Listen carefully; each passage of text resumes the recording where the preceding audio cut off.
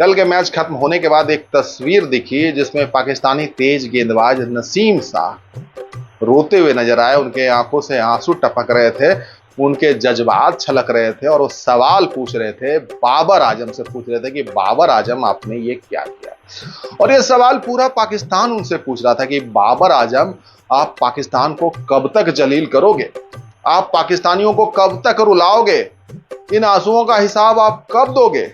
नसीम शाह के आंसू ये पूछ रहे थे कि और आपको कितने रन चाहिए। 119 पर तो भारत को ऑल आउट कर दिया, उसके बाद भी आपके जो बल्लेबाज हैं, आपके जो सुरमा हैं, बाबर एंड कंपनी है, जिसमें खुद आप किंग हैं, रिजवान हैं, सदाब हैं, इमाद हैं, फकर जमान हैं, उस्मान खान हैं, इफ्तिकार चचा हैं, इतनी लंबी चौड़ी तो लिस्ट है। आप खुद नाम से लगते हैं कि मुगल कोई बादशाह हैं और आप काम ऐसा करते हैं कि फजीहत करवाते हैं, पाकिस्तान की लुटिया डुबाते हैं। हर एक पाकिस्तानी आज रो रहा है, हर दूसरे का बाल खींच रहा है, दूसरे के घर में जाके टीवी फोड़ रहा है कि भाई ये बाबर आजम कितना जलील करेगा और कब तक जलील करेगा। पहले अमेरिका से हार गया और मोहम्मद आमिर से भी सवाल पूछ रहे हैं कि भैया 4 साल के बाद तुमको लाए थे और जब टीम में नहीं थे तो बड़ी बड़ी बातें हाँक रहे थे, कहानियां तो ऐसे कह रहे थे कि जाएंगे तो पता नहीं क्या कर देंगे। अमेरिका के साथ सुपर ओवर में तुमने जो किया है, 18 रन पिटवा दिए, 3 वाइड फेंक दिए, तो नसीम शाह भी पूछ रहे हैं कि क्या किया है मोहम्मद आमिर आपने। हारिस रऊफ की तो बात ही क्या करें, उनसे भी सवाल पूरा पाकिस्तान पूछ रहा है कि तुम तो भैया 2023 वर्ल्ड कप से मार खाते आ रहे हो, ये सिलसिला कब तक बरकरार रहेगा। तुम 150 का कांटा तो छूते जरूर हो, लेकिन ये कांटा छूते किस लिए हो। तुम्हारी गेंद में जो धार है वो मार खाने के लिए है, तुम जो ये तेज गेंदबाजी फेंकते हो पिटाने के लिए फेंकते हो। तुमसे अमेरिका वाले उस मैच में अंतिम ओवर में जब 15 रन बनाने थे अमेरिका को उस मैच को जीतने के लिए, उस 15 रन को नहीं बचा पाए, उस मैच को टाई करवा दिया।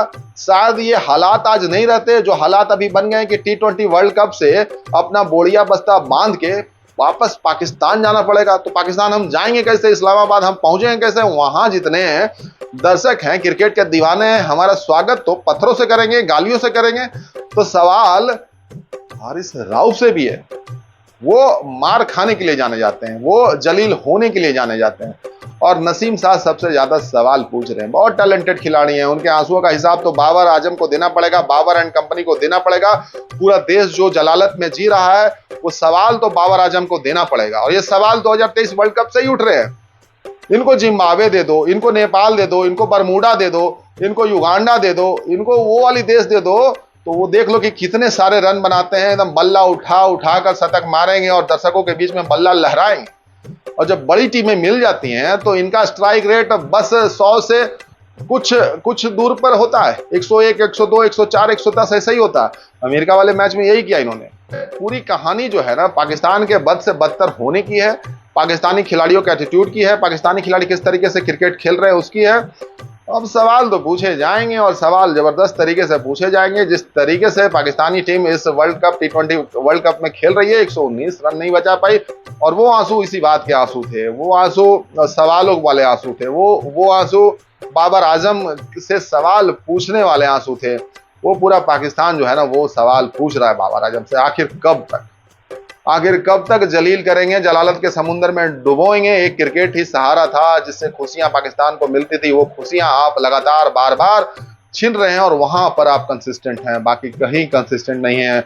ना आपसे रन बनते हैं, ना आपसे तेजी से रन बनते हैं, ना स्ट्राइक रोटेट आप करवाते हैं, मैच फंसाते हैं, मैच हरवाते हैं। और रिजवान जो हीरो बनते हैं, सवाल उनसे भी पूछे जा रहे हैं कि भैया सब कुछ अच्छा चल रहा था तो जरूरत क्या थी बूम बूम बुमराह की ओवर में वो हीरो बनने की, स्लॉग स्वीप करने की, चौका और छक्का वाला अटेम्प्ट लेने की, सिंगल डबल लेते और मैच बना जाते।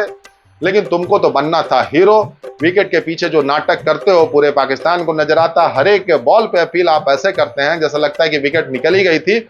और ये जो क्रिएट ड्रामा आप करते हैं, पूरी पाकिस्तानी टीम उनके आगे पीछे घूमती नजर आती है और माहौल वो बनाते हैं। लेकिन जब क्रंच टाइम आता है तो वहां पर आप मैच फंसाकर आराम से निकल जाते हैं।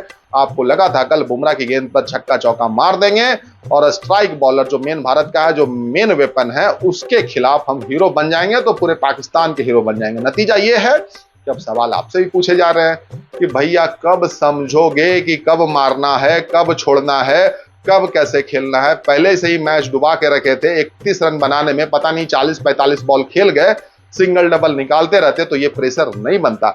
119 यानी कि 120 गेंद में 120 रन बनाने हैं, ये T20 का स्कोर है ही नहीं भाई।